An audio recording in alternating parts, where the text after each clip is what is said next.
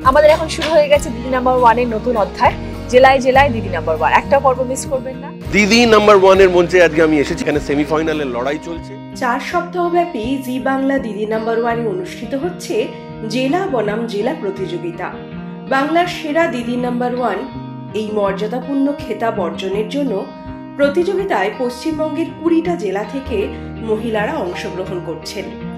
প্রতিযোগিতায় প্রতি সোম থেকে শুক্রবার 20টি লিগ পর্ব সম্প্রচার করা হবে, আর শনিবার করে হবে উইকলি ফিনালে।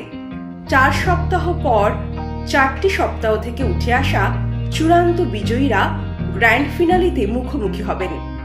জেলার এই বিশেষ প্রতিযোগিতা সম্পর্কে দিদি নাম্বার 1 এর সঞ্চালক রচনা বন্দ্যোপাধ্যায় এবং অভিনেতা ও গায়ক নীল কি বললেন, শুনে নেওয়া যাক তাদের মুখ থেকেই। আমাদের এখন শুরু হয়ে গেছে দিদি নাম্বার 1 এর নতুন অধ্যায়। জেলায় জেলায় দিদি নাম্বার 1, একটা পর্ব মিস করবেন না। জেলা জেলায় সব দিদিরা প্রতিনিধিত্ব করতে আসছেন আমাদের দিদি নাম্বার 1 এর মঞ্চে, তাদের জেলাকে এগিয়ে নিয়ে যাওয়ার জন্য। এবং প্রতিটি পর্বই আমাদের দারুণ আকর্ষণীয়, আপনারা সবাই দেখবেন, ডেফিনেটলি মিস করবেন না।